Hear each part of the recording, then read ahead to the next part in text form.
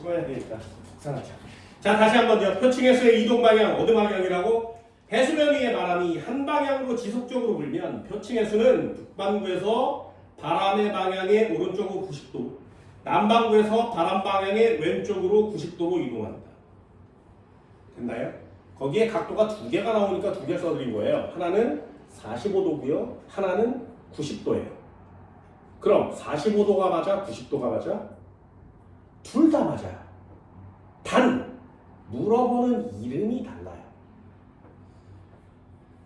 됐어요? 그거 중요합니다. 그거 꼭 체크하세요. 표층해수의 이동은 하나만 꼭 체크하시면 됩니다.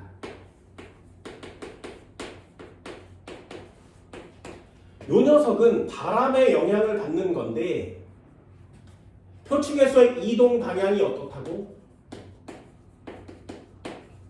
우리는 북반구에 살고 있으니까 북반구만 정리하도록 합시다. 이동 방향은 결국에 바람의 이동 방향에 오른쪽으로 45도 방향. 다시 한번요. 바람의 이동 방향이 오른쪽으로 90도요. 어떤 거 맞다고? 둘 다 맞다고. 되니? 한 번만요. 아까 얘기했어요. 바람이 이렇게 불면 이거와 똑같은 사이즈만큼 오른쪽으로 90도의 힘을 받아서 실제로 해수는 이렇게 움직인다 그랬지. 그래야 이게 45도가 되죠. 다시 한번요. 바람이 이쪽 방향으로 이렇게 불고 있다면 오른쪽으로 90도 전향력을 받아서 해수의 실제 이동 방향은 이렇게 진행한다 그랬어요. 그러면 선생아 45도가 맞잖아. 되니? 그럼 90도는 무슨 말이야? 요 아래 칸은 이렇게 바뀌죠. 오른쪽으로 빙글빙글 돌면서 사이즈는 줄어들죠. 요거의 아래 칸은 또 이렇게 줄어드는 거 맞지? 요 녀석의 아래 칸은 이렇게 줄어들고요. 그 녀석의 아래 칸은 이렇게 줄어들고 그 녀석의 아래 칸은 이렇게 줄어들겠지. 그래서 깊이 들어가면 들어갈수록 오른쪽 방향으로 빙글빙글 돌아가면서 속력은 감소한다 그랬어요. 됐나요? 그럼 45도 방향만 맞아? 아니죠. 이쪽 방향도 해수가 가는 거잖아요. 해수가 깊이에 따라서 이렇게 가는 애도 있고 이렇게 가는 애도 있고 이렇게 가는 애도 있잖아. 그럼 45도로 가는 애는 누구만? 그게 중요한 거야. 그게. 근데 이 45도로 가는 애를 우린 뭐라고 한다고? 해수면에 있는 바람들이라고 한다고요. 되니? 그럼 90도 방향으로 정의 내릴 수 있는 것, 바람 방향의 90도 방향으로 해수가 이동한다 라고 정의 내릴 수 있는 것, 이 모든 방향들의 평균값이야. 됐어요? 모든 방향들의 평균값을 구하면 그게 90도인 거예요. 이해되니? 요 단어가 뭐냐에 따라서 각도가 달라진 겁니다. 너희들이 틀려올 수 있는 게 바로 이런 녀석들이고요. 이걸 왜 이렇게 오랜 시간 동안 얘기하면서 이렇게 간단한 내용을 정리하는 것이냐? 너무 많이 질문을 해요. 시험 기간이 되면. 선생님 90도야 45도야? 이러면서 질문을 너무 많이 하기 때문에 여기 포인트를 반드시 잡아야 합니다. 매우 중요한 내용이에요. 평균이란 단어가 있으면 90도. 되니? 두 번째도 한번 볼까요? 용승 침강. 이거는 그냥 간단히 읽어버리죠. 왜 하는 거야? 엘니뇨 라니냐 하기 위해서 포석 까는 겁니다. 용승, 심층의 차가운 해수가 표층으로 올라오는 현상. 침강, 표층의 해수가 수렴하여. 수렴이란 단어는 참 어려운 단어죠. 심층으로 가라앉는 현상. 됐죠? 용승은 여러 가지가 있어요. 연안용승, 저쪽에 가면 적도용승 이런 단어가 있거든요. 연안용승과 연안침강, 요거는 대륙의 연안. 연안이 무슨 뜻인 줄 알아? 네, 바닷가와 대륙이 인접해 있는 공간을 연안이라고 하는 겁니다. 지속적으로 부는 바람에 의해서 용승과 침강할 때 일어나는 내용입니다. 연안용승 이렇게 써요. 대륙의 연안에서 지속적으로 바람이 불면 되니? 그러면 여기다가는 뭘 밑줄 긋는 거야? 학생들이 이걸 뭐라고 쓰냐면, 야, 연안용승이 뭐니? 이렇게 물어보면 바닷가 가까운 데서 물이 올라오는 거예요. 다시 한번요. 그럼 연안침강은 뭐야? 바닷가 가까운 데서 물이 내려가는 거예요. 이렇게 얘기하거든요. 뭐에다 밑줄을 그어야 되는지 알겠니? 반드시 밑줄 그세요. 잘 봐. 바닷가 가까운 데요. 바다가 이렇게 있고요. 육지가 이렇게 있는데 여기에 물이 위로 올라온대. 연안용승이거든요. 됐어? 질문이요. 연안용승이 일어나는 이유가 뭐야? 연안용승을 일으키게 하는 원인이 누구야? 거기다 밑줄 긋는 애들이 없어요. 됐어? 연안용승과 연안침강이 일어나는 이유가 뭐라고? 바람이 불어야 돼요. 바람이. 그것도 지속적인 바람이. 거기가 밑줄인 거예요.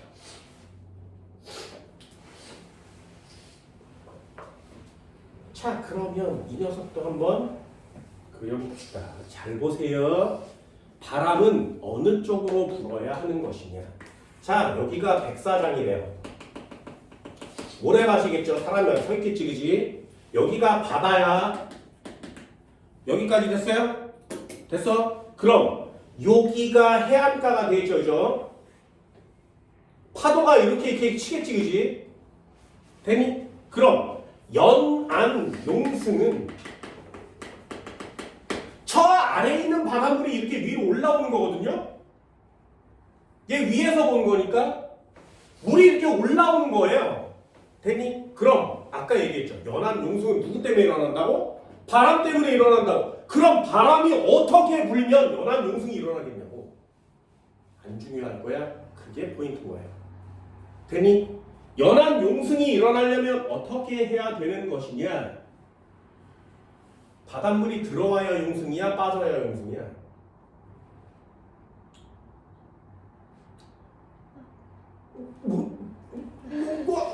빠져야? 자, 얘를 옆에서도 한번 그려볼까요? 바닷물이 여기 있고요. 여기까지가 백사장이죠. 그럼 아래에 있는 물이 올라오는 걸 용승이라고 하거든요. 어떻게 하면 용승이 일어나겠니? 이 위에 있는 물이 사라져야 아래에 있는 물이 올라와서 여기 부분을 채우겠죠. 그래서 바닷물은 바깥으로 빠져야 아래에 있는 물이 위로 올라와서 용승하면서 여기 바닷물을 채울 거 아니에요. 되니? 자, 그럼 바람의 방향은요? 무슨 풍이 불어야 되니? 이해됐어? 그래서 지구과학에 대기 해양이 졸라 어려운 겁니다. 얘가 북반구잖아요. 그럼 바다의 해수가 이쪽으로 빠져나가려면 바람은 어느 쪽으로 불어야 된다고? 이렇게 불어야 되죠. 그래서 바람이 이렇게 아래쪽으로 불어야 오른쪽으로 90도 방향으로 대류가 이동할 수 있는 거지. 그걸 찾으세요. 그래서 여기 파트가 되게 쉬워 보이지만 어디다 별표야? 그 그림에다 별표를 꼭 주세요.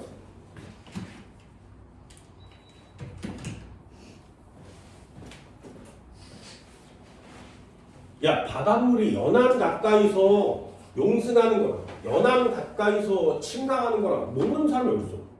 다 알아요. 그런데 결국 바람의 방향이 뭔지를 모르는 사람들이 너무 많은 거죠. 꼭 체크합니다. 연안용승 한번 그림 한번 볼게요. 북반구 대륙의 서쪽 해안 동그라미.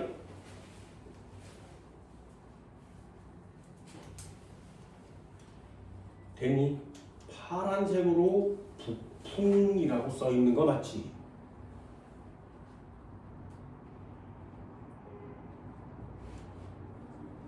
그래서 이것도 지구과학적으로 그림을 그려주면 되게 좋아요.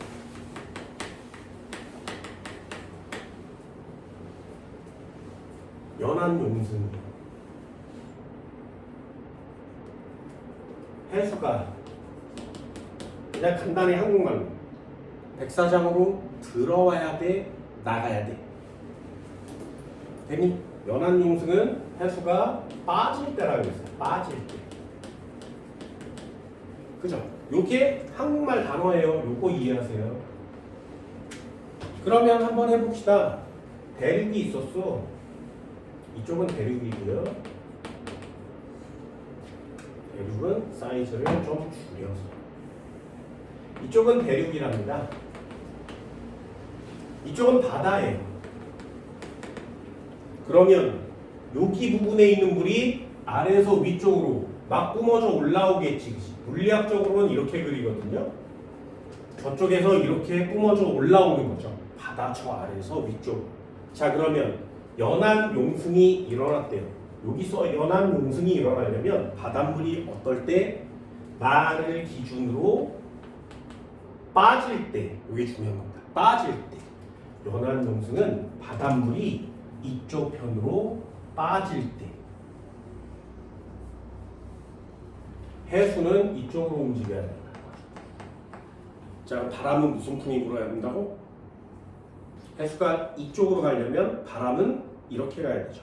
바람의 이동 방향에 90도 방향으로 해수가 이동할 거니까. 그럼 바람의 이동 방향은 아래쪽으로 이렇게 내려오는 바람이 불어야 하는 거죠. 됐나요? 무슨 풍이에요?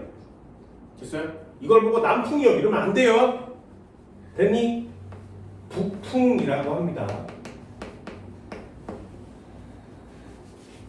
됐어? 자, 질문이요. 대륙이 우리의 어느 쪽에 있어? 얘가 대륙의 바다죠. 그럼 대륙은 이렇게 생겼다는 거지. 그럼 이쪽 편은 무슨 현상이 나타나는 거야? 대륙의 어느 쪽? 서쪽. 그죠? 그래서 우리나라를 이렇게 그리면 좀 길게 과장돼서 그리면 이쪽에 북풍이 이렇게 불면 해수가 이쪽으로 빠져나가서 여기서 용승이 일어나는 거죠. 그래서 여기를 보면 우리나라의 서해안 이렇게 써 있는 거예요. 됐죠? 그래서 그걸 좀 더 확대하면 대륙의 어느 쪽? 서쪽. 어때? 그림을 좀 이해해 주시면 거기 있는 내용들은 그렇게 많이 어렵지는 않습니다.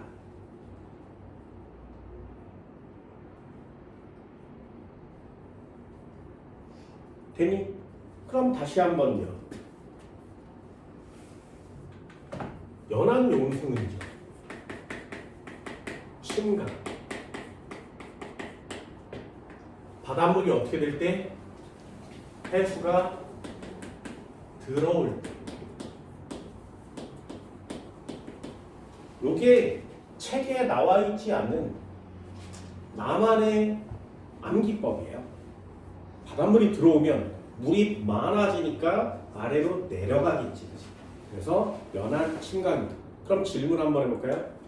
무슨 바람이 불 때? 그럼 여기는 대륙의 서해안, 동해안? 이해됐어요? 여기가 서해안이니까 선생님 여기 동해안 아니에요? 이렇게 쓰는 애들 맞습니다. 아니에요. 우리나라도 이렇게 한번 그려볼까요? 여기가 대륙이라면 그래서 상황에 따라서 바다 문제가 너무나 다양해지는 거예요. 바닷물이 들어오면 이쪽에 바닷물이 많아지니까 저 아래로 내려가는 거 맞죠? 그렇죠? 그래서 침강이 일어나는 겁니다. 그러면 바닷물이 이쪽 방향으로 이렇게 이동하려면 바람은 어느 방향으로 불어야 돼? 이동 방향의 오른쪽으로 해수가 이동하겠죠. 그럼 얘는 바람의 방향이 이렇게 바뀌는 겁니다. 얘는 무슨 풍? 그래서 남풍의 동그라미예요. 바람이 남풍이 부는 거죠. 그러면 침강이 일어나는 거고요. 침강은 동그라미를 이렇게 X로 표시한다. 저 안으로 들어간다는 거죠. 그럼 얘는 대륙의 어느 쪽? 서쪽이죠. 아직. 이해됐어요? 그럼 대륙의 동쪽이면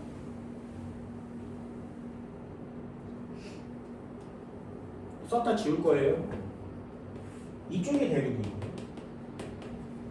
이쪽이 바다야. 그럼 바다 쪽 주변에서 용승이 일어나야 되죠. 그치? 그럼 용승이 일어난다는 건 물이 들어올 때 나갈 때 됐어요? 그게 중요한 단어예요. 이게 나만의 포인트 단어가 되는 거죠. 물은 나가야 돼요. 그럼 바람의 방향은 어느 쪽이야?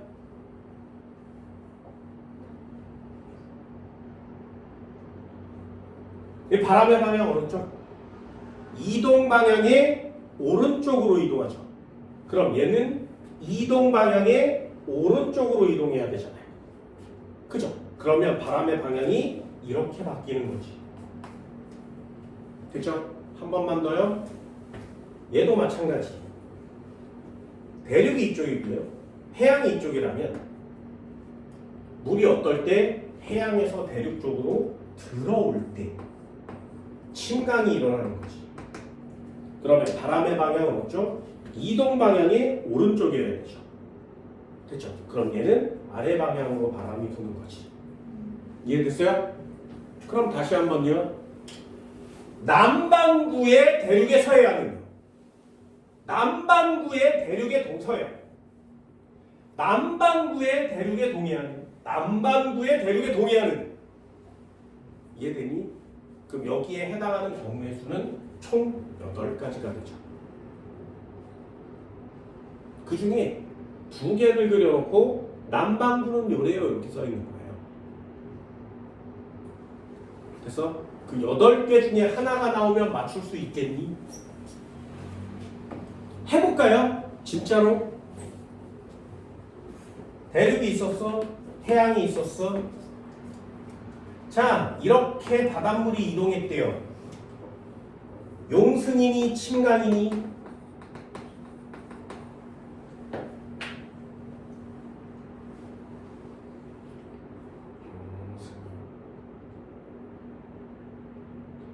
두 번째, 북풍이니 남풍이니?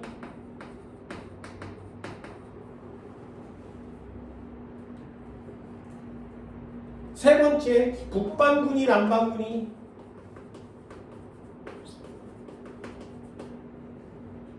네 번째, 서해안이야 동해안이야?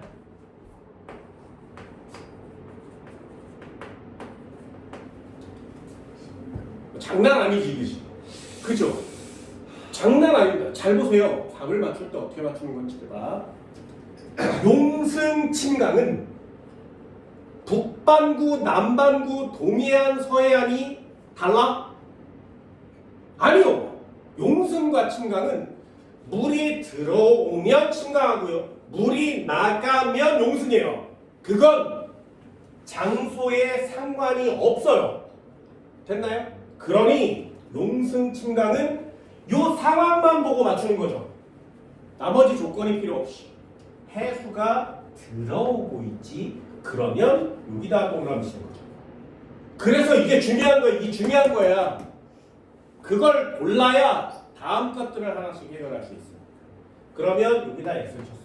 자, 그러면 침강이 돼서 해수의 방향이 정해졌으니 이 녀석도 북반구, 남반구의 상관이 아직은 없지. 바람의 방향은 정할 수 있지. 그건 두 번째가 돼야 되는데 요걸 정하려면 반드시 필요한 단어가 하나 있는 거예요. 북반구냐 남반구냐. 왜요? 북반구는 바람의 이동 방향의 오른쪽으로 해수가 이동하니까 만약에 이 녀석이 북반구라면 북풍이 부는 거죠. 남반구라면 남풍이 부는 거죠. 그래서 이 용승과 침강은 이 자료랑은 아무 상관없어요. 그치? 그래서 맨 위에다 한 줄 적어준 거예요. 두 번째, 남풍, 북풍, 북반구야, 남반구야, 서해안이야, 동해안이야? 이 중에 아무것도 상관없는 자료가 하나가 또 있습니다. 네. 대륙과 해양인데 이쪽에 대륙이 있으니까 대륙의 이쪽 편이죠. 대륙의 오른쪽 편이죠. 우리나라의 오른쪽 편. 무슨 바다? 동해바다죠. 두 가지 골랐어요. 그럼 이 두 가지를 고르려면 던두시가 하나 줘야 된다는 거죠. 그걸 이해해달라는 거예요. 해볼까요? 남반구래요. 자, 북풍이야, 남풍이야? 되니? 남반구라면 어떻게 불어야 돼? 바람의 왼쪽 방향으로 이동하는 거 맞지? 됐나요? 그러면 남풍에다 동그라미 쳐와야 되겠죠. 어때? 생각보다 많은 경우의 수가 있을 수 있는 거지. 그렇다면 여러분들이 제일 많이 고를 수 있는, 가장 확실하게 고를 수 있는 용승, 침강이 일어나는 원인을 머릿속에 잘 이해해 주시면 그 다음부터는 하나씩 해석해가는 거 맞죠? 여기는 자료가 굉장히 많으니까요. 이해됐어요? 자, 연안 용승과 연안 침강의 원인이 뭐야? 바람이야. 그럼 바람이 순간적으로 불어야 돼? 네, 그게 되게 중요한 시험입니다. 지속적인 바람에 영향을 받아야 돼요. 89페이지 한번 볼까요? 적도용승이라는 단어도 있습니다. 적도용승. 적도 부근에서 무역풍에 의해서 일어난 용승. 밑줄 그세요. 무역풍에 의해서 일어난. 역시 지속적인 바람이 불어야 용승이 진행되는 거죠. 그럼 북반구 한번 보세요. 되게 중요합니다. 북동 무역풍에 의해 적도에서 북서쪽 방향의 오른쪽으로 표층해수가 이동합니다. 찾을 수 있겠어요? 남반구에서는 남동 무역풍에 의해 적도에서 남서쪽 방향으로 표층해수가 이동한다. 적도 부근에서는 표층해수가 발생하기 때문에 부족해진 해수를 채우기 위해 심층의 해수가 상승한다. 신기하죠? 잘 보세요. 이거 틀리는 사람들도 되게 많습니다. 잘 봐. 물의 양이 많아지면 용승이야, 침강이야? 침강이야. 물의 양이 적어지면 용승으로 채우는 거 맞죠? 이해됐어요? 그럼 잘 보세요. 우리나라가 이렇게 위에 있고요. 여기가 적도예요.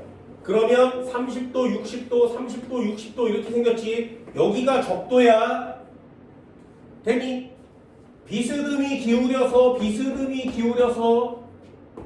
무역풍, 편서풍, 편동풍. 되니? 비스듬히 기울여서 반대로. 비스듬히 기울여서 여기까지 됐죠? 자, 질문이요. 적도는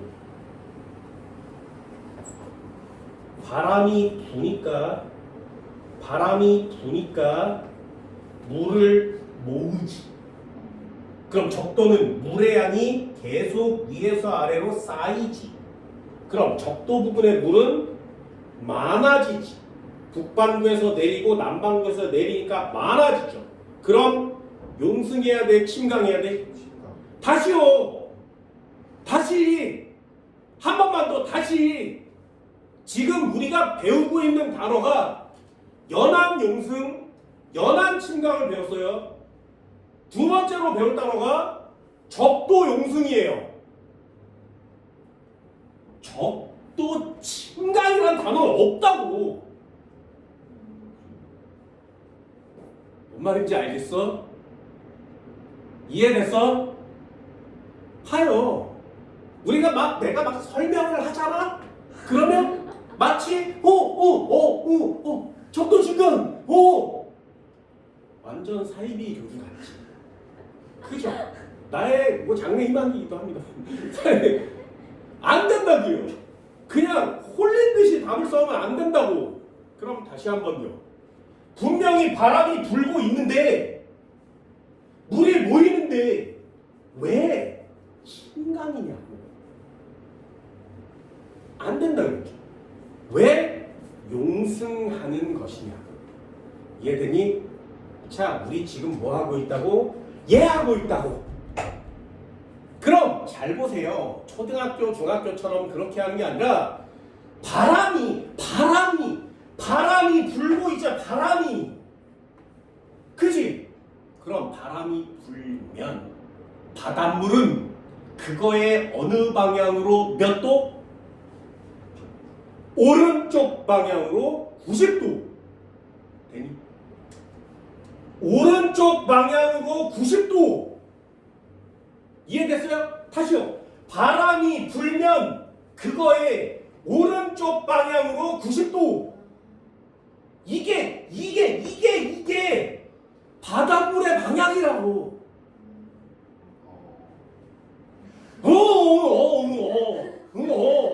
그러면 바람이 모이는 것처럼 보이지만 남반구는 왼쪽으로 90도. 왼쪽으로 90도. 그럼 실제로 바닷물은 모이는 거야? 멀어지는 거야? 그래요! 이해됐어? 뭔 말인지 알겠니? 그래서 적도 지방은 말이야 용승밖에 없습니다. 침강이 없답니다. 그럼 얘는 바닷물이 모인다는 얘기야? 아니면 안 모인다는 얘기야? 그래요. 해수가 모이지 않습니다. 어때? 그 한국말 단어는 참 쓸모있지 않니? 쓸모있지 않니? 시험에는 안 나와요. 시험에는 모이지 않아요를 시험 문장으로 뭐라고 해? 두 글자로. 통합과학 때 배웠나요? 대륙지각과 해군지각이 이렇게 만나서 해구를 만들면 우린 이걸 무슨 경계라 그래? 수령 경계. 그럼 퍼지면 무슨 경계? 그래요. 해수가 모이지 않아. 한국말로 뭐라고 쓴다고? 발산. 되니? 그럼 왜 발산하는 것인지는 한번 봐야 되잖아요. 이렇게 그릴 건데 이 가운데 부분만 좀 신경 씁시다. 여기가 적도라 그랬어요. 그럼 무역풍 부분만 좀 확대를 해서 그려볼게요. 무역풍 부분만 좀 확대를 해서 그려볼게. 여기가 무역풍이 부는 북반구이고요. 여기 무역풍이 부는 남반구가 되겠죠. 그럼 무역풍은 이런 식으로, 무역풍은 이런 식으로 분다 그랬어요. 그래서 북반구에 부는 무역풍은 북동 무역풍. 남반구에서 부는 무역풍은 남동 무역풍. 됐나요? 그럼 얘는 북동 무역풍이 부는 거고요. 얘는 남동 무역풍이 부는 거지. 됐어요? 그러면 아까처럼 바람이 바닷물을 모아줘. 절대로 안 된다 그랬어요. 바람이 불면 바닷물은 이 바람의 오른쪽으로 90도만큼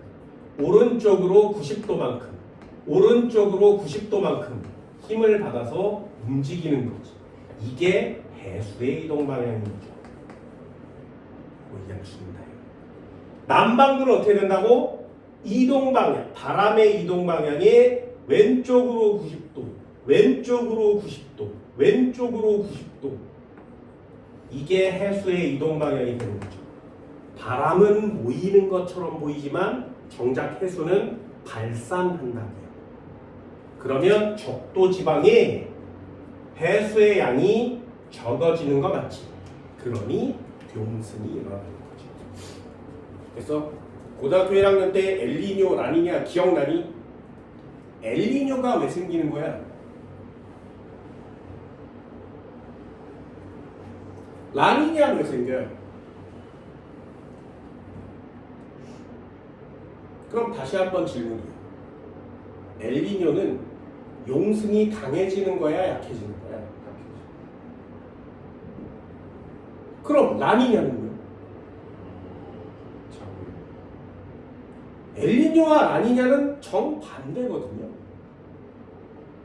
그러면 예를 들어서 자연현상을 설명할 때 엘니뇨가 일어나면 페루 앞바다의 용승이 약해져요. 그래서 찬물이 올라와야 되는데 뜨거운 물이 있는 거예요. 라니냐는 더 많이 가서 용승이 강해지는 거거든요. 고등학교 1학년 때 배울 때 이걸 궁금해한 사람이 단 한 명도 없을 겁니다. 왜?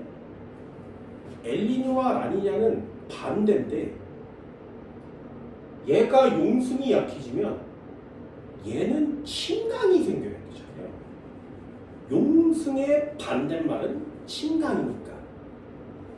그런데 자연현상이 엘니뇨와 라니냐는 완전 반대인데도 불구하고 용승과 용승이 차이가 나서 생기는 거예요. 그럼 페루 앞바다는 항상 언제나 뭐가 일어나고 있다는 뜻이야? 네. 항상 언제나 용승. 그럼 왜 페루 앞바다는 항상 용승이 일어나는 걸까요? 별로 안 궁금하지. 이게 암기여서 그렇거든요. 잘 보세요.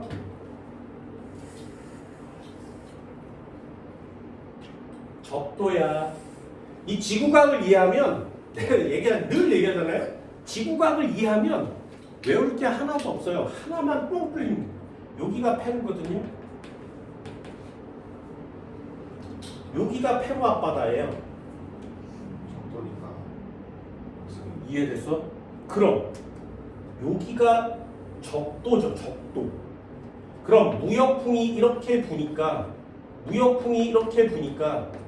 바닷물은 그거의 90도 방향으로 이동한다고 했습니다. 됐지? 그러면 이 녀석은 이렇게 와서 바닷물이 빠져나가니까 용승이 일어나는 거죠. 이해됐나요? 할 수 있겠어요? 전 한 번만 더 해볼까요? 페루는 대륙의 서해안이지. 그죠? 대륙의 서해안이에요. 대륙의 서해안에서 용승이 일어나려면 무슨 풍이 불어야 된다고?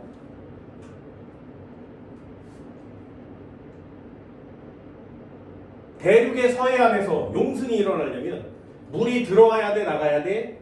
나가야 된다며. 그럼 바람의 방향은? 다시 한번요. 바람의 방향이 오른쪽으로 90도면 무슨 구?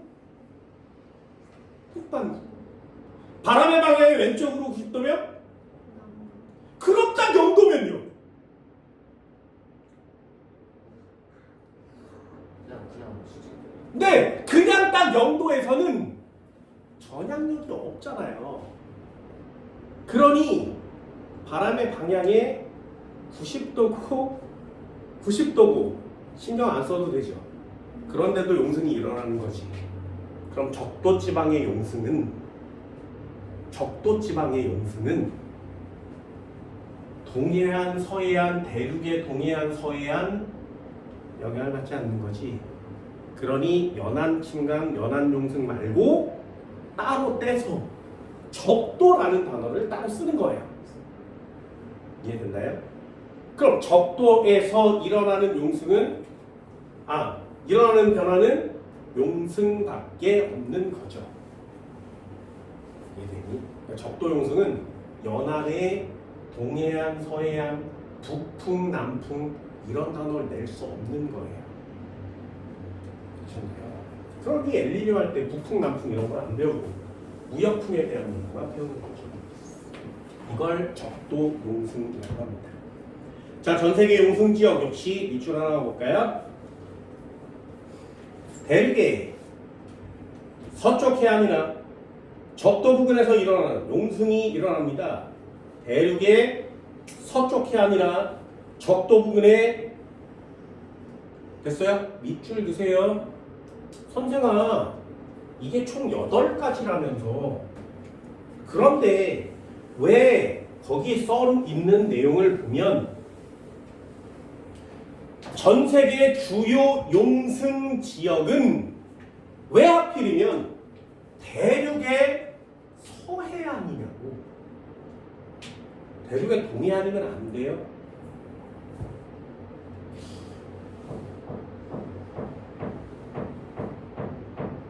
안 궁금해? 지역풍 방향이 네, 지속적인 바람이 불어야 돼요. 지속적인 바람이. 그 지속적인 바람은 하루 이틀 부는 바람이 아닌 거지 1년 내내 부는 바람인 거죠. 그러니 무역풍이나 편서풍의 영향을 받는 거예요. 그게 남반구가 북반구가 다르지. 그리고 우리 지구의 지금 대륙의 분포들이 그 바람대에 들어있는 거예요. 그래서 그 바람이 들어있는 대의 대륙들을 비교해 보면 대륙의 서해안에서 용승이 더 활발하게 일어나고 있으니까 대륙의 서해안이라고 특정 지어서 시험에 내는 거예요. 꼭 동그라미를 쳐주세요. 용승이니까 대륙의 서해안과 적도 이렇게 꼭 두 가지를 동그라미 꼭 쳐둘 수 있도록 합시다.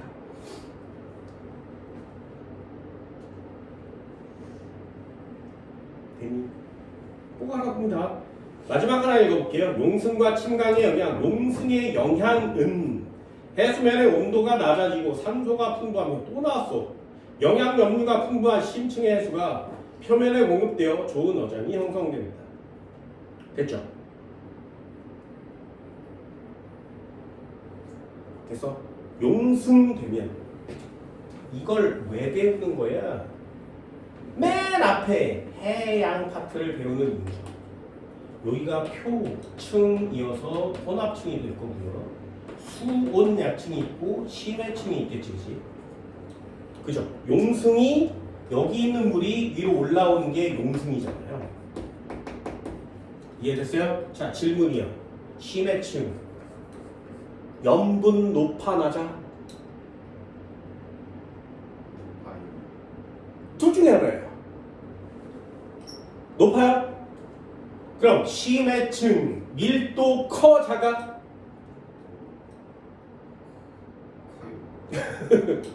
마지막 하나 이 녀석 수온 높아 낮아? 그럼 써볼까요? 수온은 낮아요. 밀도는 높아요. 그래서 수온과 밀도는 반대로 움직여요. 그럼 염분은 높아요. 그렇다면 산소는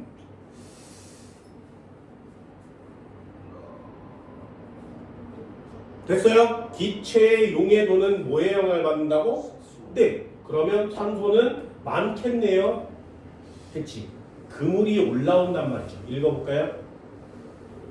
해수면의 온도가 심층수가 용승하면 어떻게 된다고? 수온이 낮아지고 산소가 풍부해지며 영양 염류가 많아지는 거 맞지?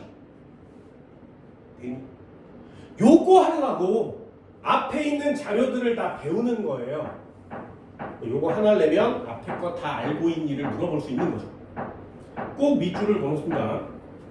해수면 부근에 대기가 냉각되어 서늘하고 안개가 자주 발생하며 강수량이 적고 건조한 날씨가 나타난다.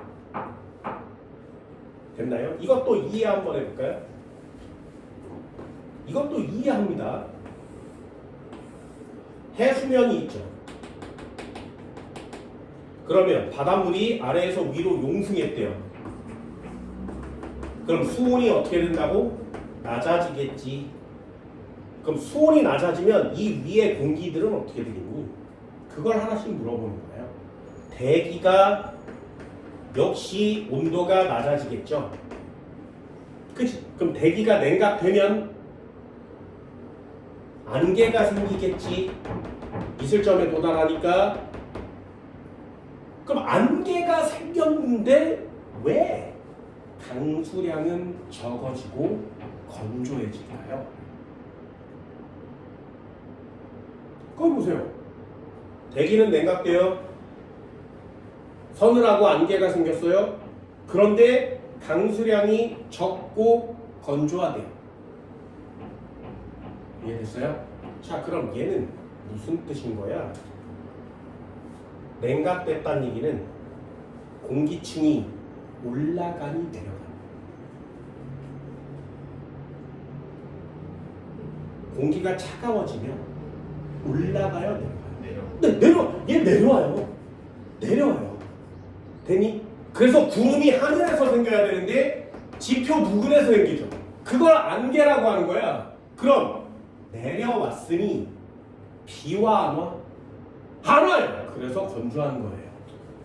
이해됐어요? 이걸 하나씩 날씨랑 같이 이해해야 되는 상호작용이기 때문에 대기만 할 수도 없고 해양만 할 수도 없는 겁니다. 됐어요? 그럼 정리요.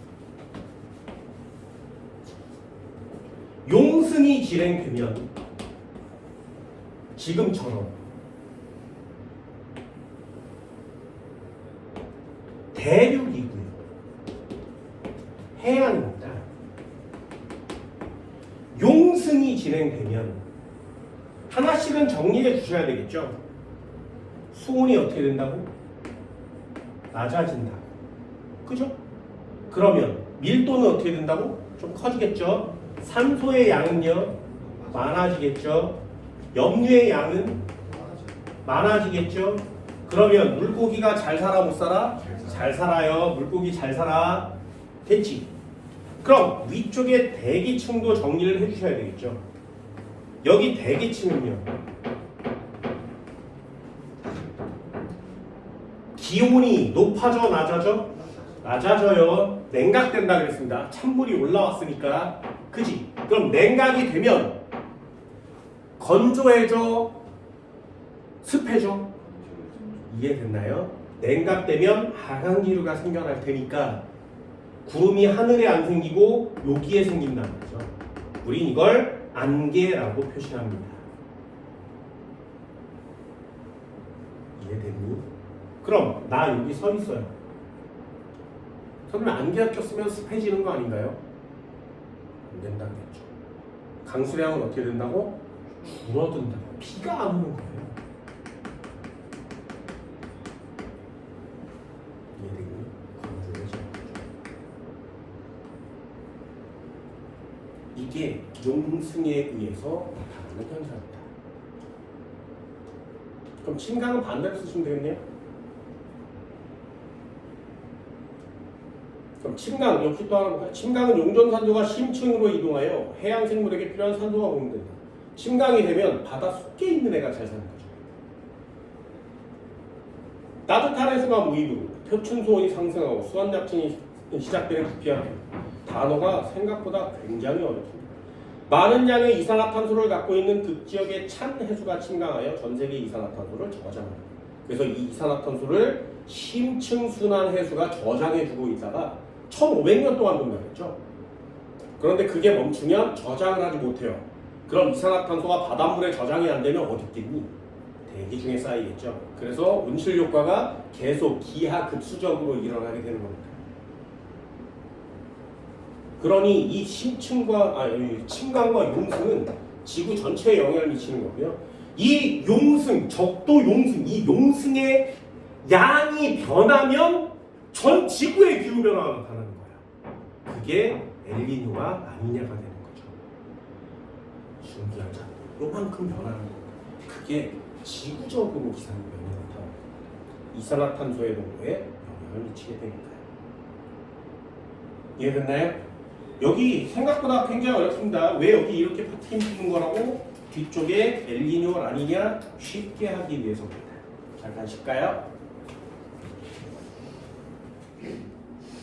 하나만 더 할게요. 엘니뇨, 라니냐. 고등학교 1학년 때 배웠으니까 엘니뇨, 라니냐 쑥딱 넘어가보도록 합시다. 고등학교 2학년 단어도 좀 신경 쓰셔야 됩니다. 읽다 보면 고등학교 2학년 단어가 나올 겁니다. 엘니뇨 먼저 읽어볼까요? 열대 태평양 중앙부에서 동태평양까지의 표층 수온이 평년보다 0.5도씨 이상 높은 상태로 수개월 이상 지속되는 현상. 원인에다 꼭 밑줄이요. 무역풍 약화. 엘니뇨 뭐니? 그러면 무역풍 약화요. 이렇게 대답을 하셔야 돼요. 그게 포인트 단어입니다. 그럼 여기 나오는 단어를 아무것도 안 외우셔도 됩니다. 라니냐 열대 태평양 중앙부에서 동태평양까지의 표층 수온이 평년보다 0.5도씨 이상 낮은 상태로 수개월 이상 지속되는 현상. 발생 원인은 무역풍 강화. 둘 중에 하나는 약하고 하나는 강화예요. 둘 중에 하나만 외우세요. 엘니뇨 뭐라고? 무역풍 약. 엘니뇨 뭐야? 무역풍이 약해짐. 이렇게 외우는 겁니다. 엘니뇨는 무역풍이 약해짐. 그럼 엘니뇨만 한번 볼까요? 밑째 쪽에 엘니뇨와 라니냐의 발생 과정 이렇게 써 있는데 엘니뇨 한번 보세요. 무역풍이 평상시보다 약해져. 여기만 딱 밑줄 긋고 외우는 거예요. 그거만 외우면 나머지는 다 해석할 수 있습니다. 됐죠? 동태평양은 무슨 현상이? 평년보다 용승이 약화되어 표층수온이 높아지고 온난수역의 두께가 두꺼워진다. 서태평양은 평년보다 표층수온이 낮아지고 온난수역의 두께가 얇아진다. 열대 동태평양의 동쪽 서쪽의 해수면 경사는 평년보다 완만해진다. 그럼 라니냐는 반대로 쓰시면 되는 거죠. 됐나요? 이걸 할 때 중요한 내용은 딱 하나밖에 없습니다. 여기까지는 고등학교 1학년 때 배우는 내용이랑 거의 비슷해요. 뒤쪽에 한번 볼까요? 처음 들어보는 단어가 나올 수도 있습니다. 92페이지. 92페이지를 펼쳐보면 좀 이상한 단어가 나와요. 난방진동 들어봤어요? 난방진동, 워커순환, 난방진동 들어봤니? 워커순환은 들어본 것 같은데. 근데 여기 난방순환이 고등학교 2학년 때 나오는 단어거든요. 그래서 여기다 별표 하나 꼭 쳐줍니다. 난방순환, 난방진동. 수년에 걸쳐서 열대 태평양의 동서기압 분포가 서로 반대로 나타나는, 그래서 진동해야 되죠. 주기적으로 변하는 현상이에요. 엘니뇨와 라니냐 시기에 기압 분포가 반대로 나타난다. 그래서 대기의 기압 분포 변화가 주기적으로 변하기 때문에 난방 진동 이렇게 얘기하는 겁니다. 워커순환이라는 단어도 있어요. 열대 태평양에서 형성되는 동서방향의 거대한 대기 순환을 워커순환이라고 합니다. 서태평양은 어떻게 되니? 동태평양은 어떻게 되니? 난방진동과 기후변화 이렇게 써있어요. 고등학교 1학년 엘니뇨와 라니냐는 앞쪽에 있는 내용이어서 바닷속에서 진행되는 내용이 훨씬 비중이 큽니다. 그래서 용승이 어떻게 되고 온도의 차이는 어떻게 되고 이런 내용이 중요한 거거든요. 그런데 고등학교 2학년은 난방진동을 배워서 엘니뇨가 일어나는, 라니냐가 일어나는 바닷속에 관련된 내용이 아니라 그 윗부분의 대기에 대한 내용도 좀 신경을 많이 쓰셔야 됩니다. 아래쪽에도 한번 볼까요? 92페이지 4번이요. 엔소 들어봤어요? 엔소 들어봤나요? 엘니뇨 난방진동을 엔소라고 합니다. 됐죠? 엘니뇨와 라니냐는 해수의 표층수온 변화 현상이고 난방진동은 대기의 기압 분포. 지금 얘기한 것처럼 엘니뇨와 라니냐는 해수의 변화예요. 그런데 그거에 의해서 대기도 변한단 말이죠. 그 대기의 변화를 난방진동이라고 하는 겁니다. 이들은 대기와 해양의 상호작용으로 일어나므로 이를 합쳐서 엔소라고 합니다. 다시 엘니뇨 바닷속, 난방진동 대기, 두 개를 합치면 그냥 그대로 읽어서 엘니뇨 난방진동. 됐나요? 영어로 엔소 이렇게 이름 붙이는 거죠. 근데 그럼 라니냐 난방진동 그거는 없어요. 여기 파트에서.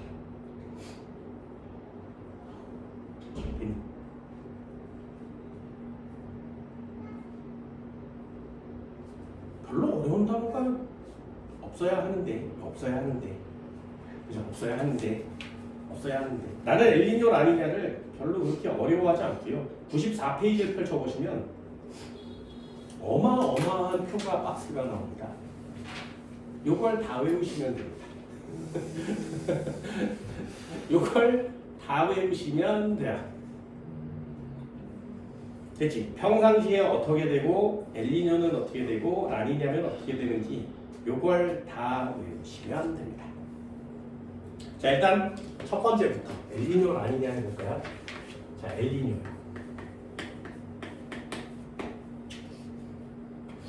두 번째 라니냐.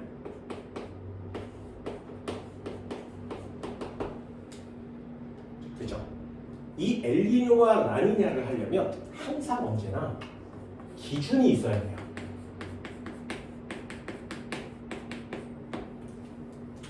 됐죠? 그럼 니네들은 어디다 별표를 칠 거야?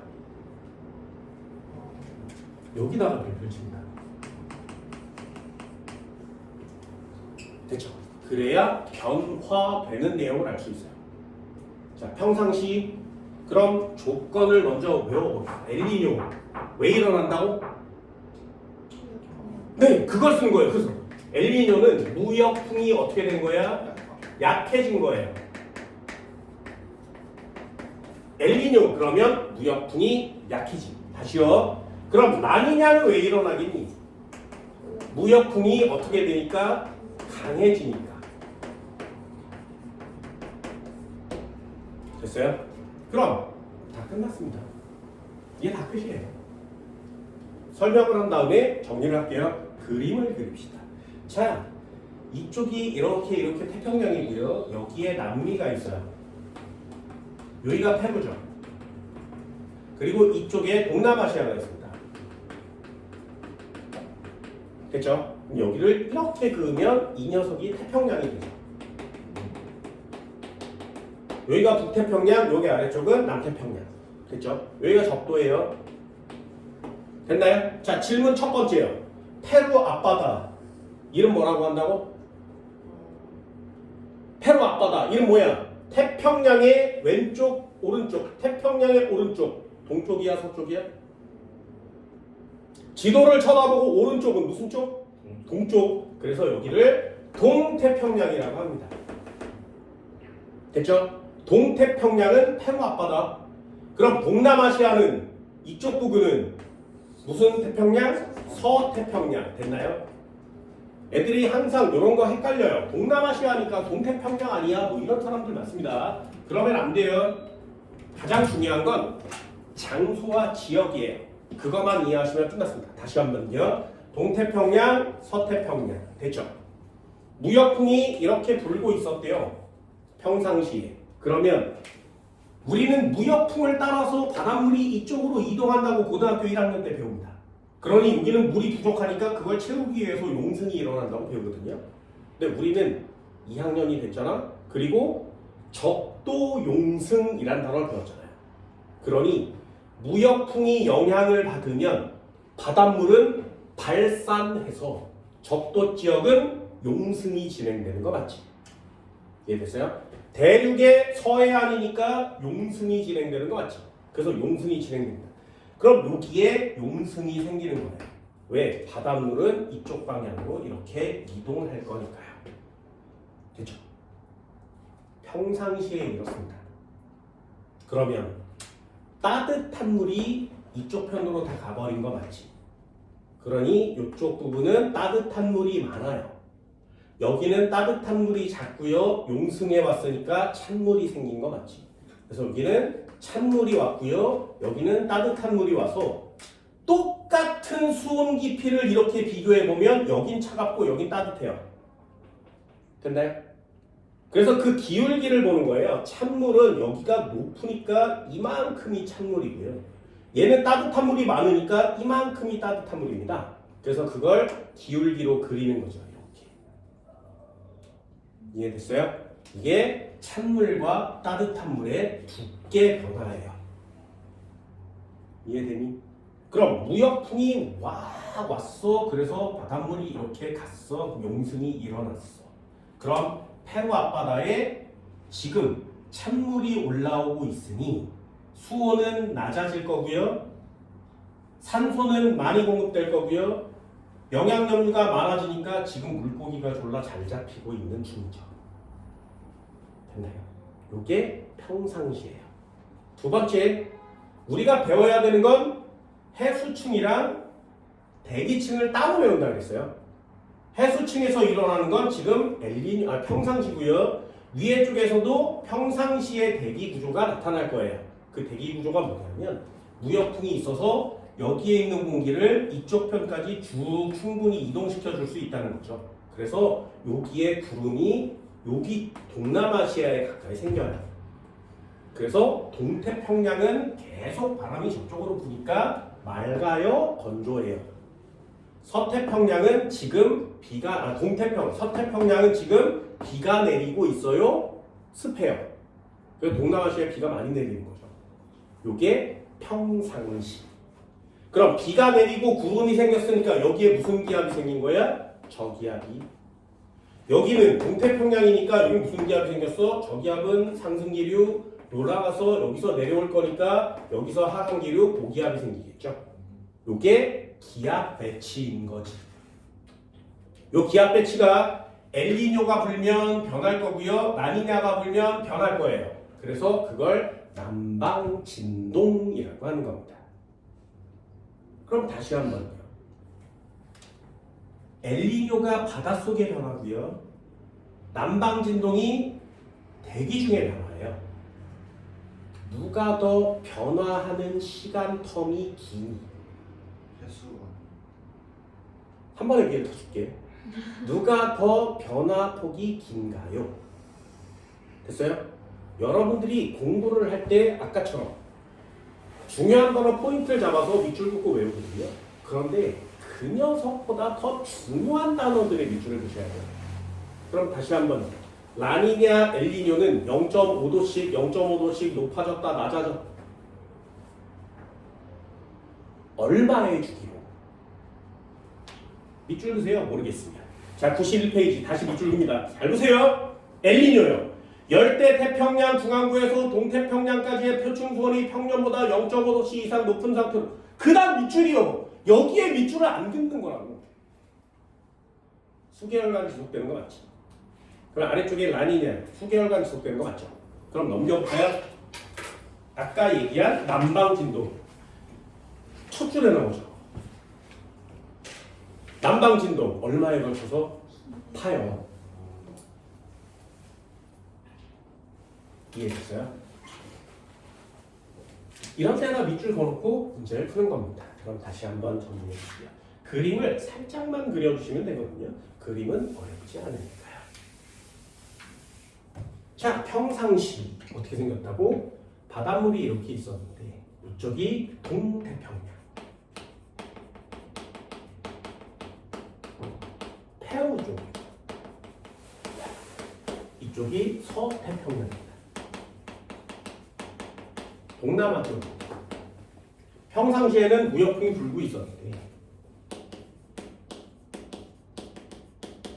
그럼 바닷물은 이쪽 편으로 서태평양 쪽으로 진행을 하겠죠. 바닷물은 서태평양 쪽으로 진행을 할 겁니다. 고등학교 1학년 단어로 얘기를 하면 동태평양의 따뜻한 물의 양은 적어지고요.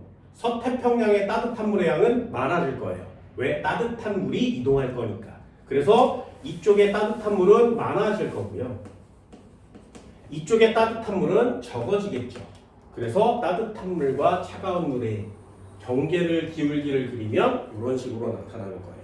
그럼 이쪽 동태평양의 물이 서태평양 쪽으로 갔으니까 용승이 일어나겠지. 그래서 평상시의 페루 앞바다는 수온은 낮아요. 산소는 많아요. 염류도 많죠. 좋은 어장이 형성되고 있는 중입니다. 그리고 무역풍이 이렇게 지구 전체적으로 보니까 서태평양 지역에 구름이 형성돼서 비가 내리고 있는 거죠. 지금 이쪽에 저기압이 형성됐고요. 동태평양 지역에 고기압이 형성된 거예요. 되셨나요? 이게 평상시입니다. 그럼 질문. 엘니뇨는 왜 생기는 거라고? 무역풍이 약해졌으니까요. 그럼 무역풍 약한 내용을 다시 한번 볼게요. 이쪽이 서태평양이고요. 이쪽이 동태평양이죠. 무역풍이 약해져요. 그렇죠? 이게 엘니뇨예요. 요거만 아시면 돼요. 그림을 그리는 것도 중요하고요. 그래서 그림을 이해하면 아무것도 안 해오셔도 됩니다. 그럼 무역풍이 약해지면 바다가 발산해야 되는데 발산을 잘 못하겠지. 그럼 바닷물이 고등학교 1학년 때처럼 잘 못 가요. 발산이 잘 안 일어납니다. 그럼 따뜻한 물이 왕창 가야 되는데 따뜻한 물이 조금밖에 못 가지. 따뜻한 물이 왕창 가야 되는데 여기 많이 남아있겠지. 그래서 기울기를 그리면 이쪽에 따뜻한 물과 이쪽에 따뜻한 물이 차이가 그렇게 나지 않습니다. 그래서 기울기가 완만해지죠. 그럼 동태평양 지역에 물이 이동해야 되는데 이동을 안 하니까 용승을 잘 해야 돼, 못 해야 돼? 못 하는 거죠. 그래서 엘니뇨는 무역풍이 약해지니까 물이 못 가서 용승이 감소하는 거예요. 됐니? 그럼 질문 돼요? 평상시보다 엘니뇨일 때 동태평양의 수온은 어떻게 돼? 높아요. 됐니? 이게 엘니뇨예요. 이해됐어요? 별로 어렵지 않지. 그럼 평상시보다 수온이 0.5도 정도 높아지는 현상을 엘니뇨라고 한다 이렇게 쓰는 거지. 그럼 산소가 갑자기 줄어들 테니까 염류도 줄어들 테니까 막 잡히던 물고기가 잡히지 않는 거고요. 동남아 저쪽에 서태평양 쪽에 비가 내려야 되는데 무역풍이 약하니까 그 공기를 서태평양 끝까지 이동시키지 못하고 태평양 중간에 비를 내리게 하죠. 그럼 여기가 저기압이 형성돼요. 그럼 여기서 상승한 공기는 양쪽으로 이렇게 퍼져나가서 이렇게 내려오겠죠. 그래서 동남아 지역이 건조해지는 겁니다. 이게 엘니뇨라는 녀석입니다. 되셨나요? 나는 이 그림 하나를 그리고 나머지를 안 외울래요. 그럼 91페이지 평상시 엘니뇨 두 개를 한번 비교해 볼게요. 엘니뇨와 라니냐 발생 과정에 평상시 한번 볼까요? 무역풍에 의해 동태평양의 따뜻한 표층의 수가 서태평양 쪽으로 이동합니다. 이게 파란 화살표죠. 됐어요?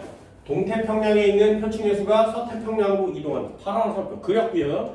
동태평양 아래쪽에 이동한 표층의 수를 채우기 위해 용승이 일어나요. 용승이 일어나고 있고요. 용승이 일어나면 아까 용승의 조건에 썼어요. 수온 낮고 산소 많고 염류 많아요. 됐나요? 온난 수역의 두께가 얇아진다. 여기 써있죠. 온난 수역의 두께가 얇아진다. 그게 평상시. 서태평양 어떻게 되니? 따뜻한 물이 갔으니까 수온은 지금 높고요. 온난 수역의 두께가 두껍다. 됐어요? 그럼 물의 양은 서태평양이 많겠니? 동태평양이 많겠니? 용승이 일어나려면 여기 물이 항상 양이 적어야 되죠. 그래야 용승이 계속될 거 아니야? 그래서 서태평양 쪽에 물이 좀 더 많은 겁니다. 그래서 보세요. 마지막 점이요. 열대 태평양 서쪽 해역이 동쪽 해역보다 물이 좀 많으니까 해수면이 좀 높은 거죠. 그럼 그림 하나면 여기 내용 안 외우셔도 되죠. 그럼 엘니뇨가 일어나면 어떻게 된다고? 읽어볼게요. 무역풍이 평상시보다 약해져 서태평양 쪽으로 이동하는 따뜻한 표층의 수가 적어진다. 파란색으로 짧아진 거 맞지? 그치? 그러면 또 읽어볼까요? 동태평양 쪽은 어떻게 되니? 평년보다 용승이 약화돼요. 이게 엘니뇨예요. 수온은 높아져요. 두께는 두꺼워져요. 서태평양은 평년보다 표층 수온이 낮아지고요. 선생님 따뜻한 물이 가는데 왜 낮아지나요? 원래는 졸라 따뜻했단 말이죠. 그런데 덜 따뜻해지는 거죠. 온난 수역의 두께는 얇아진다. 보세요. 이거 그림 하나만 그리면 안 외워도 상관없지.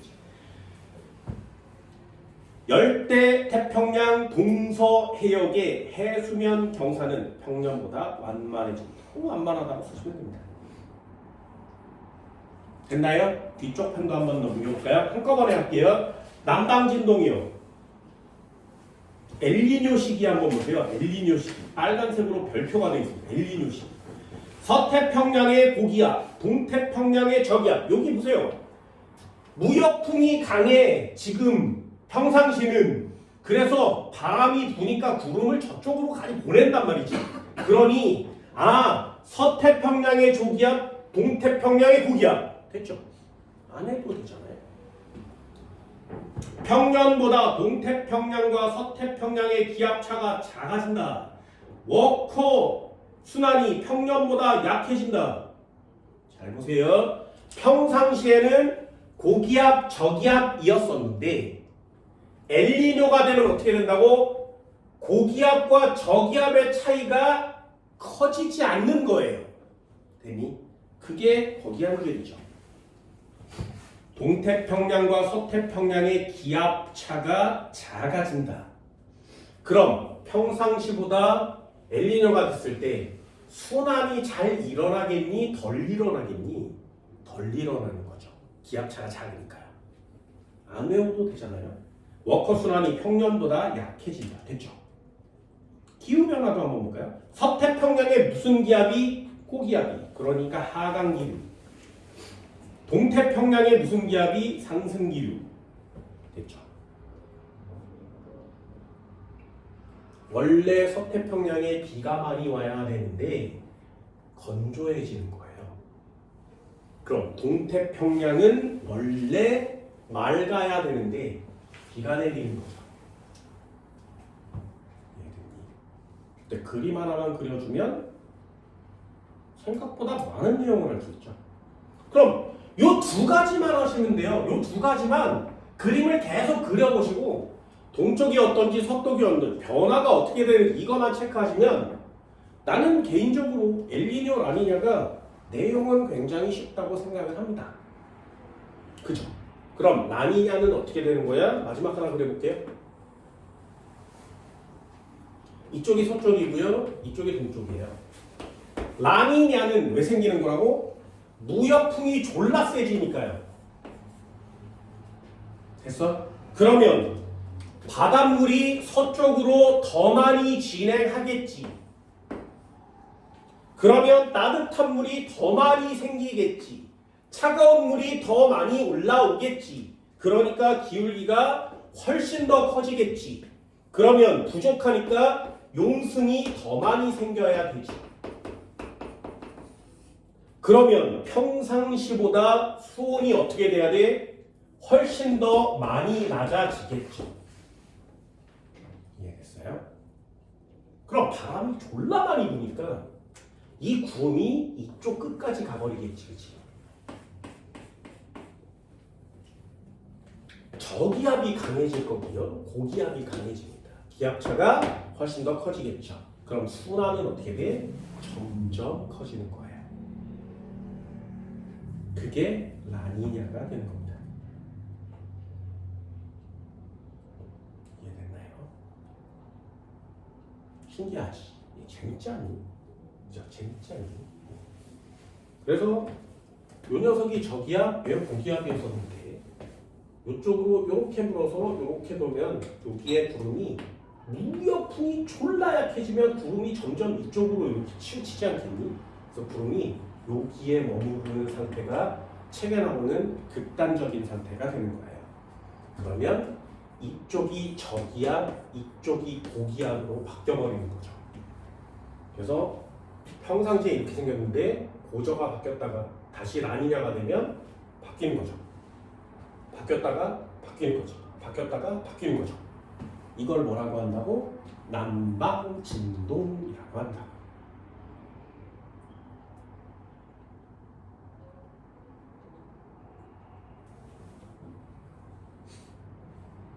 그럼 이 전체를 다 그리면 이걸 뭐라고 한다고? 엔소라고 한다. 엘니뇨, 라니냐, 남방진동 다 그리면 엔소.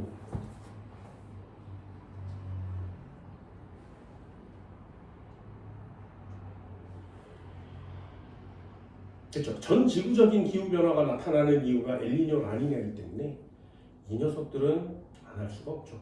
전 세계에서 배울 겁니다. 전 지구적인 기상 현상에 영향을 미치니까요. 그럼 93페이지 한번 펼쳐볼까요? 맨 아래. 역시 엘니뇨, 라니냐, 페루 앞바다의 용승이 어떻게 되는지가 중요한 건데 우리나라에 영향은 어떻게 미치니? 이거 중요해요. 엘니뇨 시기가 되면 우리나라의 겨울은 평년보다 따뜻하고 됐어요? 이해됐어? 학생들 한번 볼까요? 자, 평상시엔 이렇게 생겼어요. 그치? 그런데 엘니뇨가 되면 따뜻한 물이 적게 오지. 그죠? 그럼 따뜻한 물이 적게 오면 동남아시아 쪽에 원래 졸라 뜨거워야 되는데 덜 뜨겁지. 그럼 우리나라는 이쪽 편에 있으니까 덜 뜨거워질 거 아니에요. 근데 보세요. 엘니뇨 시기에 우리나라 겨울은 평년보다 따뜻하고 강수량이 많은 편입니다. 야, 구름이 여기다가 여기서 내리면 여기는 건조해진다며. 엘니뇨가 있으면 건조해진다며. 근데 우리나라 건조해. 왜? 우리나라 강수량이 많은 거냐? 여름도 마찬가지로 강수량이 증가해 폭우가 발생하기도 한다. 이게 엘니뇨 시기예요. 그럼 엘니뇨는 우리나라에 비를 졸라 많이 오게 하는 게 엘니뇨죠. 됐어요? 그렇게 체크하는 거예요. 우리나라에 비나 눈을 많이 오게 하는 게 엘니뇨가 되는 겁니다.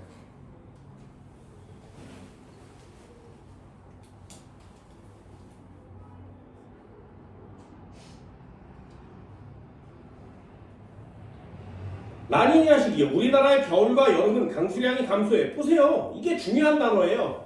엘니뇨와 라니냐를 배우는 이유는 전 지구적으로 일어나는 지구과학이기 때문에 배워야만 해요.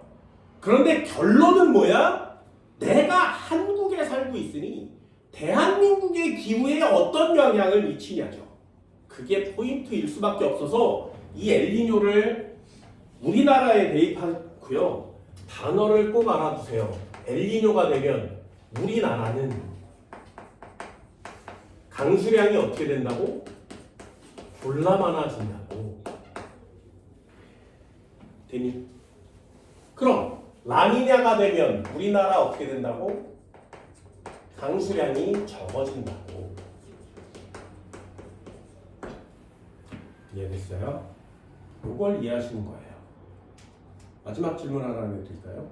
몇 년 전에 작년에, 재작년에 우리나라에 엄청난 산불이 났죠. 네. 그죠? 담배꽁초 버리고 뭐 쓰레기 소각하다가 산불이 났어요. 그래서 남한의 아래쪽, 남쪽 부분을 거의 다 태웠거든요. 미친 듯한 산불입니다. 비가 많이 와서 산불이 났겠니? 건조하니까 산불이 났겠니? 네. 그럼 지금 전 세계는 엘니뇨 시기인 거야? 라니냐 시기인 거야? 그래요. 그런 단어를 쓰는 거야. 지금 이해됐나요? 그런 것들을 좀 알아둡시다. 여름에 비가 미치도록 많이 와서 버스 잠기고 막 이랬었던 적도 있어요. 네, 그런 걸 보고 와, 엘니뇨가 영향을 미쳤고 이런 느낌이 들어야 된단 말이죠. 일상생활을 사는 동안에 얼마나 있어 보이겠니? 얼마나 있어 보이겠니?